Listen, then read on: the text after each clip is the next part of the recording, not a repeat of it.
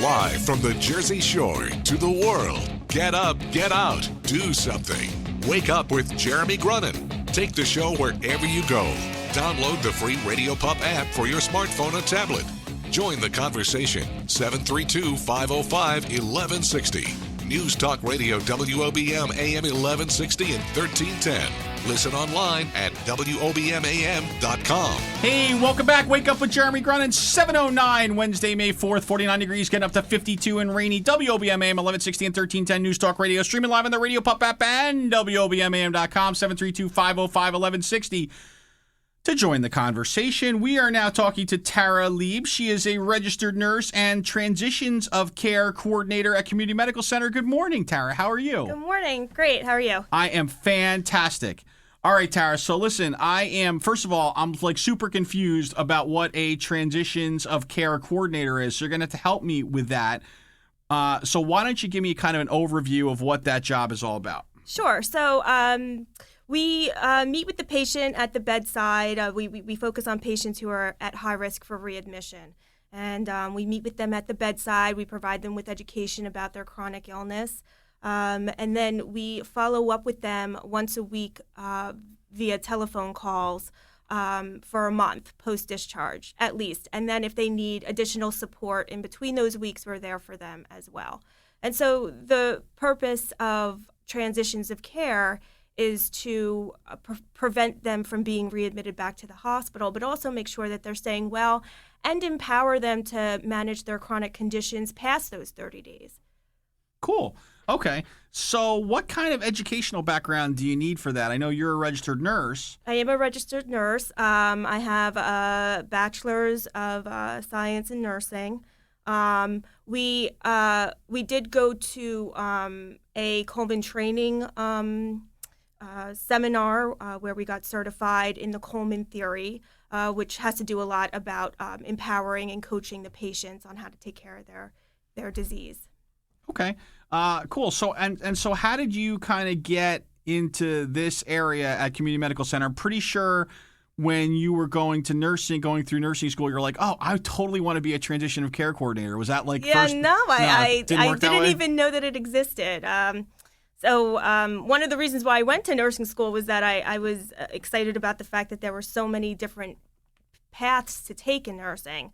But I definitely didn't know about this one. So originally I had started out on a med-surg floor as a floor nurse, and I then took on the role as assistant director on that floor, and then I moved on to a role as a clinical nurse leader trying to prevent length of stay on an observation unit.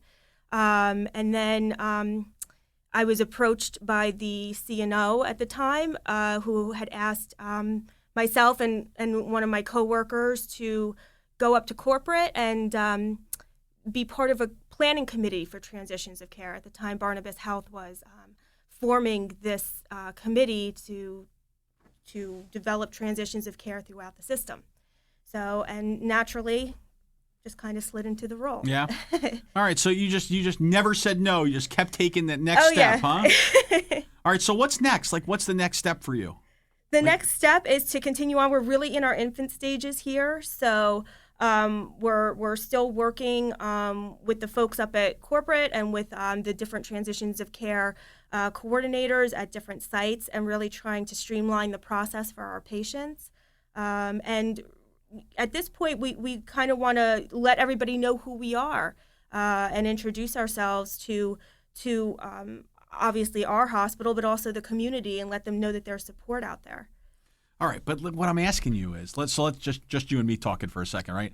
Let's pretend like Mike Mimoso's listening, right? And and let's pretend that Jane O'Rourke, who's the new chief nursing officer, so what would be your next like job role? What would be the next what would be like the promotion for you? Like what are we angling for? I'm just us girls talking. You know what? It's interesting. I was so thrilled to just be a floor nurse that these next steps that I'm taking, they're so exciting, to be honest with you. I'm excited where I am right now. Oh. This is the exciting. This is cool. what I'm excited to do right now. All right, well, that was the right thing to say for them. So we have actually a phone call. So we're going to take a caller. This is now listen, I just want to warn you, Tara, because I have no control over our callers. So whatever happens here, we're just going to roll with it. Good morning. Good morning, Jeremy and Tara. Good morning. I'm one of the nursing directors at Community Medical Center, and I have had the privilege of working with Tara on a few projects. I just wanted to say she's a very dedicated and excellent nurse and an asset to our nursing team, and I want to wish her a happy Nurses Day. Oh, thank you so much. Is today Nurses Day? Nurses Week. It is. This is Nurses Week? Oh, my God. I didn't get you anything. I'm so sorry. Well, thank you so much for calling. Do you have like a question or because we're actually trying to help Tara now with her career choices because we're trying to figure out what her next step is at Community Medical Center. So any recommendations? I think her next step, she's going to take my job. This is Irene, the director of cardiology. Oh, okay. All right. Well, but I'm going to write that down here, director of cardiology. All right, we got that. Thank you so much. I'll see you later, Tara. Thanks, Irene. Bye. Bye-bye.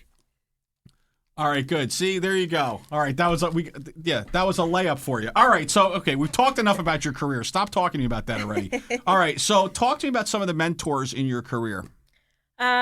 Sure. There's been a lot. When I first became a floor nurse, my biggest mentor has been Susan Araujo. She's the one of the administrative directors over at Community Medical Center. At the time, she was the director of patient care on my unit, and she has been instrumental in every role that I've taken at Community Medical Center. She really got me involved with each of the jobs that I've done. So she's been instrumental. Christine Piercy, I work with her now. She's one of my coworkers, but she was my preceptor. She's been with me since the beginning. She was a preceptor on the medical surgical floor that I was on. And then I was lucky enough to work with her as the clinical nurse leader. We were the only two working in that role in the hospital, and now she's with me on my team. So that's been great too. I have tremendous support from administration and from nursing. Cool. So how many folks are on so you're the coordinator. How many folks are on the team? How many team members do you have? So there's 3 nurses, including myself, and then we recently just got a pharmacist too. So it's the 4 of us. Okay. On the team. All right, cool. So when we come back, we got to talk about the types of patients overall that you work with, kind of the whole spectrum, what the diagnoses look like. And I really want to understand what your typical day looks like. Can we do that? Absolutely. All right. Tara Lieb, registered nurse and transitions of care coordinator, Community Medical Center for the moment, because we're now working on a nurse director of cardiology. We're working on that for the future for Tara. More Wake Up with Jeremy Grunin right after this. Stay tuned for Preferred Company with Joel Markell and Marianne Levy at 8. Wake Up with Jeremy Grunin continues next. News Talk Radio WOBM AM 1160 and 1310. Make a difference at the Jersey Shore. 732-505-1160. Wake Up with Jeremy Grunin. News Talk Radio WOBM AM 1160, 1310 and WOBMAM.com. Hey, welcome back. Wake Up with Jeremy Grunin here with Tara Lieb, Transitions of Care Coordinator, Community Medical Center. So what kinds of patients do you work with what you kind of run the whole spectrum, huh? Yeah. Well, we're focusing on chronic conditions. So for right now, we're working with top 5 diagnoses, including congestive heart failure, heart attack, pneumonia, stroke, and COPD, or chronic obstructive pulmonary disease. Okay. And so why don't you take us through what a typical day looks like? Sure. So, and I don't need to know that you get a cup of coffee in the morning, or I'm just saying at the hospital. Sure. So usually one of the first things that we do is we start auditing all the charts of the people who have come in overnight and have been admitted through the emergency room. Just to see what their admitting diagnosis is. We want to see how we use something called a LACE tool to determine how high risk they are for readmission. So we want to see what kind of score that they're getting and see if they're appropriate for our program and for follow-up. Once we determine who those patients are, we meet them at the bedside, introduce ourselves, introduce the program, see if they're receptive to it. And then we start educating them. We want to find out what brought them to the hospital. If they're readmitted within 30 days, we want to find out why, what happened in that time. And then we also in our day, we start making our callbacks to patients to see how they're doing, how they're feeling. And we do a clinical assessment over the phone with them and see if there's any gaps in their care. Right. So really, you're like their friend even after they leave. Yeah. I mean, we try to be, in a sense, it's funny, we try to be, but that's how we try to get other information besides their health because we're trying to build a rapport with them. We want them to pick up the phone. Right. We don't want them to feel like we are a robot just calling them and asking specific questions. So, in a sense, we do have personal relationships with them, things that we know about them. Right. And so really this kind of all goes in line with really the way hospitals are kind of metamorphosizing. That was a really big word for the morning. Into really about keeping a healthy community as opposed to just keeping people healthy in the hospital, right? Yes, absolutely. We own them past the hospital, and that's kind of the idea and the culture change that we're trying to make is that we are responsible for them past the hospital of keeping them well and really teaching them about preventative care. Right. And so how does what you do also help the doctors? So the doctors, we are the gap. We fill the gap in between the patient getting discharged from the hospital and their first follow-up visit. So, if there's any clarification that needs to be made in their medications, if there's any discharge instructions that need clarification, then we're doing that and we're getting in touch with the doctors and hopefully helping them to keep their patients stay well also. Right. And so financially, right, when we look at the hospital, financials, why is it so important there to kind of prevent readmissions? Yeah, well, because, now the way that healthcare is going, there's penalties involved with 30-day readmissions for certain diagnoses. And as time goes on, there's going to be more diagnoses included in that. And so from a financial standpoint, it's important to prevent readmissions. Right. And so it's really a 30-day issue. So if somebody's like 29 days out and you're like, listen, I think you should just wait till Wednesday to come back in. Oh, absolutely not. No, never. You don't do that. You never. No, you know what? See, that's why I can never do this job. You're like, no, wait, hold on. What day did you actually leave? Oh, okay. Yeah. No. Well, it's funny because some patients, I just to convey to them, I mean, there are some patients who unfortunately do need to return to the hospital and patient safety trumps anything else. We don't say Trump on this show if I we don't apologize. have to. That's all right. That's all right, Tara. We're here with Tara Lieb, Transitions of Care Coordinator, Community Medical Center. When we come back, we're going to talk about a little bit about the. Wow, that was some sentence. We're going to talk a little bit about the merger, the Robert Wood Johnson Barnabas merger, and how it impacts Tara and her team. And then we're going to give her magic wand so she can make an impact. Wake Up with Jeremy Grunin back after this.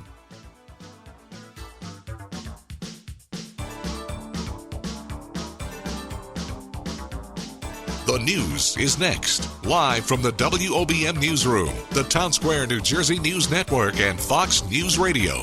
Wake Up with Jeremy Grunin. News Talk Radio WOBM AM 1160 and 1310. It's time to get up, get out, do something. Wake Up with Jeremy Grunin. Be a part of the show. 732-505-1160. News Talk Radio WOBM AM 1160 and 1310. Listen online at WOBMAM.com. Hey, welcome back. Wake Up with Jeremy Grunin. 7:34 Wednesday, May 4th, 49 degrees, getting up to 52 and raining. WOBM AM 1160 and 1310. News Talk Radio, streaming live on the Radio Pop app and WOBMAM.com. 732-505-1160 to join the conversation. We are here with Tara Lieb, Transitions of Care Coordinator, Community Medical Center. That was really good. I've never tried to do that before. Tara, welcome back. Thank you. How was the break for you? Are you okay? It was great. All right, good. All right, so why don't you talk to us a little bit about the Robert Wood Johnson Barnabas merger? What does that mean to you? To be honest with you, I'm excited to find out. I know that Robert Wood Johnson is very progressive in their research. I'm sure that they've been on top of this issue of readmissions for a while, and I'm interested and excited to find out what they're doing and what they've been doing and learn from them. So it's a learning thing again, huh? This is like a nursing thing. Like just nurses just want to keep learning. Is that it? Absolutely. I mean, it's like, how much learning can one do? It's never enough. Never enough. I'm gonna have to respectfully disagree. Okay, so we're gonna learn some more best practices from Robert Wood Johnson. So you really enjoy nursing, though, huh? Love it. What do you like best about it? Well, like I mentioned before, I love that there are so many different routes you can take in nursing. What I really love, though, as corny as it may... Like director of cardiology. Yeah. Sorry, go ahead. But, as corny as it may sound, I just love the fact that, you're seeing these patients at their most vulnerable and, you get to connect with them on a level that most people, and even some people in their lives, don't even get to connect with them on. Some people, they trust you with information and with things that they might not even trust some of their family members with, and that's really special. I don't know that many other professions where that happens, and it happens so quickly. So that's what I love about it. Oh, that's cool. All right, so taking that, let's say that we gave you a magic wand and said, Tara, now is your opportunity to make a difference, make an impact, change something in the world, do something special. What are you going to do? Well, a little bit closer to home, just being in this job, I would absolutely make transportation more accessible for these patients. That's a big one, because sometimes it's difficult for them to coordinate the transportation to get to these doctor's appointments. They don't have the resources. So that if I could wave my magic wand locally, that's definitely something I'd like to see happen. Oh, cool. Okay. Well, that was nice. Okay. So, all right. What else do we have here? So you're like today. So is this like a Monday through Friday gig for you, or is it more than that? Well, we are Monday through Friday. Even some weekends we go in just to get the job. It's whatever it is to get the job done. Our schedules are pretty flexible, so obviously we have a certain amount of hours we need to get in. We get them in and more. But really, it's just whatever we need to do or however we need to plan our day to be most effective with the patient. Have you ever actually gone to a patient's house, or has that ever happened? No. What would happen if you were you're trying to get in touch with a patient, right? And you've been connecting with them for a while, right? And then you're you call them one day and they don't answer, and then the next day they're still off the grid. What would you do? Yeah, it does make us nervous. This has absolutely happened. So what do you do? We have called people who are on their emergency contact. That's, and hopefully we get in touch with them. Right. But there have been times where we've asked our bosses if we could see a patient or even patients we could get in touch with, and we just feel like, if we could just be with them in their home and see what kind of food they're eating, or make sure that they're doing their medications correctly, or something, right. But yeah. Okay, cool. All right, Tara. Well, listen, I have learned a lot, because I'm not going to lie. I didn't have any idea what a transitions of care coordinator is, but now I get it. And I guess the last thing I would ask you is that you started out personally as a case manager, right? Yes. And so you made this switch, right, yes. into doing this, and it seems like you're happy, right? It seems like you feel you're definitely making a difference every day. Yep, absolutely. Right. I wouldn't change it for the world. Right. And you were originally encouraged to go into nursing by a psychiatric nurse. I was working as a case manager in the It wasn't your psychiatric nurse, right? No, it was not. Okay. It was not. But I was working as a case manager in the psych world, not as a nurse.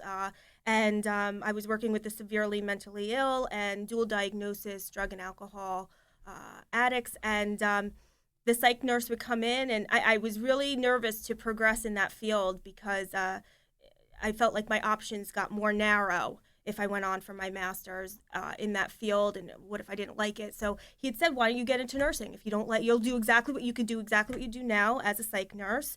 And if you don't like it, there's millions of options. And cool. So. All right. Well, listen, it sounds to me like you're committed. See what I did there? As a psychiatric, I did committed.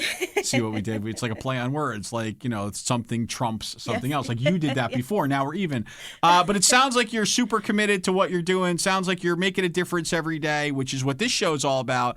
And most importantly, sounds like you're an asset to the community here and to Community Medical Center. So Tara, well, actually, most importantly, I was correct about the pronunciation of your last name. Zach said it was Lieb, and that was... Well, I had to bet against you. That was clearly wrong, right? Because it's Lieb, Yes, very it clearly. is. All right, Tara Lieb, Transitions of Care Coordinator, Community Medical Center, registered nurse. Thank you so much for joining us this morning. Thank you. And we'll talk again soon? Nah, probably not. Have a great day. More Wake Up with Jeremy Grunin after this.